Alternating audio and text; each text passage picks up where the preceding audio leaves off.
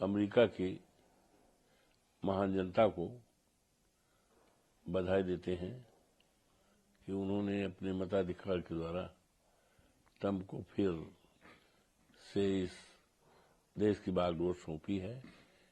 इसके लिए उम्मीद करता हूं कि उनका रोल देश में और दुनिया में कंस्ट्रक्टिव रोल रहेगा, कंस्ट्रक्टिव विचारधारा और विश्व में शांति और अमन चैन में उनकी अहम भूमिका रहेगी। इस उम्मीद के साथ मैं उनको बधाई देता हूं। सर, हमारा सुप्रीम कोर्ट ने अवैध विध्वंस के लिए यूपी सरकार को फटकार लगाई। आप रातों रात बुलडोजर नहीं चला सकते। सुप्रीम कोर्ट ने उचित प्रक्रिया की कमी का हवाला देते हुए सड़क चौड़ीकरण परियोजना के लिए यूपी सरकार के घरों को अराजक तरीके से ध्वस्त करने पर फटकार लगाई है। यहां तक कि जुर्माना भी किया है इनके यूपी सरकार के जो अधिकारी उनके ऊपर 25 लाख।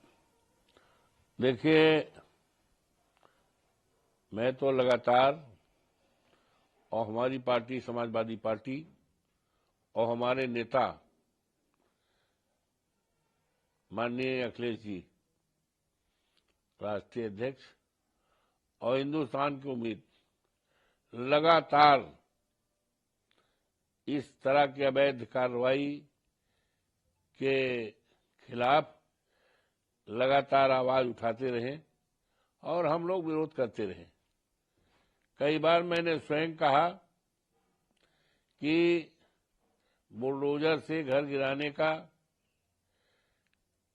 भारतीय दंड संहिता में, इंडियन पेनल कोड में या फौजदारी के कानून में कहीं पे कोई स्थान नहीं है। कितना भी बड़ा से बड़ा कोई अपराध किए हो तो उसके लिए आईपीसी में यहां तक सजाए मौत है, लेकिन बुलडोजर से उसके घर को गिराना, उसका इनकाउंटर कर देना, ये कहीं नहीं है। लेकिन भारतीय जनता पार्टी ने इस प्रदेश में न जाने कितने घरों को विध्वंस किया है। घर जब विध्वंस होता है तो उस परिवार में जो भी सदस्य होते हैं उनके सामने बड़ी समस्या पैदा हो जाती है। माननीय उच्चतम न्यायालय ने बहुत ही अच्छा निर्णय दिया है। उनके निर्णय का मैं स्वागत करता हूं, अभिनंदन करता हूं। और दूसरी तरफ ये भी कहा कि जिम्मेदार अधिकारियों को, तो जिम्मेदार अधिकारियों के खिलाफ भी कार्रवाई का जो निर्णय लिया है स्वागत योग्य है। और मैं उम्मीद करता हूं कि माननीय उच्चतम न्यायालय की फटकार से योगी सरकार को थोड़ा सबक भी लेना होगा और उनको दहशत भी होगी कि इस तरह से अब न जाने कितने लोगों को घर गिरने से बच जाएगा। कल महाराष्ट्र में रैली हुई है, उन्होंने फिर राम मंदिर का मुद्दा, फिर उसके बाद मथुरा काशी और इसके बारे में काफी देर तक की बात की है। और दूसरी बात इन्होंने ये भी कहा है कि महाराष्ट्र के विपक्षी गुट MVA को महानंदी करार दिया है। और उसके साथ में यहाँ तक उन्होंने कहा है अयोध्या ही नहीं, अब काशी और मथुरा की ओर भी आगे बढ़ेंगे। ऐसा है कि योगी आदित्यनाथ जी और भारतीय जनता पार्टी के पास जो देश की ज्वलंत समस्याएं हैं, राष्ट्र के सामने, देश के सामने सबसे बड़ी समस्या है महंगाई। सबसे बड़ी समस्या है हमारे देश की जो अमूल्य धरोहर है, धन है, दौलत है, वो हमारे देश के इंसान हैं, हमारे देश के युवा हैं। करोड़ों करोड़ों आज हैं जो पढ़े लिखे हैं, उच्च डिग्रियां लिए हैं, सरकारी नौकरी न पाने के कारण अपनी डिग्रियां जलाने पर और फाड़ने पर उतारू हो रहे हैं। यहां तक कि आत्महत्या करने पर भी विचार करते हैं। ये देश की सबसे बड़ी दौलत है, धन है। किसी देश की दौलत हीरा जवाहरात संपदा नहीं होती है। देश की दौलत वहां के इंसान, वहां के नौजवान होते हैं। और नौजवानों में ये इस तरह का उनका मन टूट रहा है, देश के लिए अच्छी बात नहीं है। इसकी तरफ भारतीय जनता पार्टी का मन होना चाहिए कि हम देश और प्रदेश के युवाओं को सरकारी नौकरी दे करके हम उनको कैसे एडजस्ट करेंगे। महंगाई पे ध्यान देना चाहिए और तमाम समस्याएं देश के सामने। चीन ने हमारे देश पे कब्जा कर लिया है, हमारे देश की जमीन पर, उस पर होना चाहिए।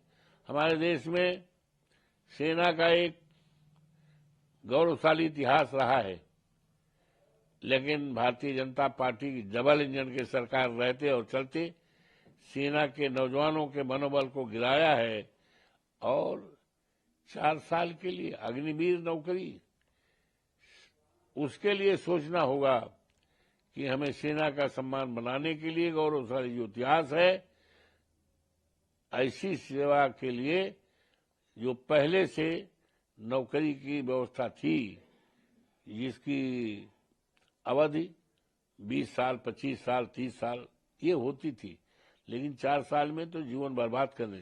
तो ये तमाम चीजें हैं देश के सामने, प्रदेश के सामने, और जिसका न तो इनके पास कोई जवाब है, न इनके पास कोई नीति है, न कोई योजना है। इसलिए अनर्गल बातें, बेतुकी बातें वो कर रहे हैं। इस देश में चलने वाला नहीं है। जम्मू कश्मीर की नेशनल कॉन्फ्रेंस सरकार ने धारा 370 पुनर्बहाली के लिए विधेयक पेश किया है, जो कि वो विधेयक विधानसभा में पेश हो, अब वो केंद्र में जा रहा है। क्या कहना है उसको लेकर के? अब केंद्र में जा रहा है, पहुंचने दीजिए, देखेंगे हम लोग वहां जो जनहित में होगा, जो जनहित में होगा। और हमारी पार्टी का, इंडिया गठबंधन का जो विचार होगा उस संबंध में, हमारे नेता माननीय अखिलेश जी का जो राय बात होगी, अरे केंद्र में जाएगा तो पार्लियामेंट में तो जाएगा, तो पार्लियामेंट में तो हम ही हैं, हमारी पार्टी है, सशक्त है, 37 सांसद हमारे हैं।